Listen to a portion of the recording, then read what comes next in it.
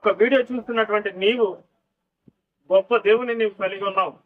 నువ్వు ఏ వైరస్ లో, ఏ శాపంలో, ఏ కీడులో, ఏ బంధకాలలో, ఏ అప్పులో, ఏ రోగంలో నీవున్నావో నాకైతే తెలియదు. ఈ ప్రార్థన చేయి, ఖచ్చితంగా దేవుడు వాటన్నిటి నుంచి విడిపించగలిగినటువంటి సమయం ఇదేనని నిశ్చయముగా నేను చెప్పగలను. హల్లెలూయా, హల్లెలూయా. ఎందుకనంటే ప్రియులారా, మన దేవుడు ప్రార్థన ఆలకించే దేవుడు.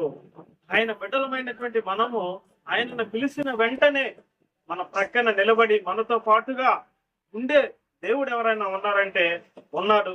ఆయనే నజరేయుడైనటువంటి యేసుక్రీస్తు. హల్లెలూయా. ఎందుకనంటే మన దేవుడు ఊహించిన వాటన్నిటికంటే కూడా కార్యములు చేయగలడు. నీవు ఒకవేళ ఒక వాహనం, ఏదో చిన్న వాహనం లేదా ఒక చిన్న ఇల్లును కట్టుకోవాలని ప్రయాసపడుతున్నావేమో, అయితే దేవుడు దానికంటే రెట్టింపు ఇవ్వగలిగినటువంటి సామర్థ్యత మన దేవునికి ఉన్నది. ఆ ఏలియాలో ఉన్నటువంటి విశ్వాసం చూడండి పిల్లలు, చాలా గొప్ప విశ్వాసము. మన ప్రార్థన ద్వారా ఏదైనా సాధించగలం. ప్రార్థన అనే ఆయుధాన్ని మనకి ఇచ్చున్నాడా, ఆయన బిడ్డలుగా మనము ఒకటే ఒకటి చేయగలం. ప్రార్థన ద్వారా ఏదైనా సాధించగలం.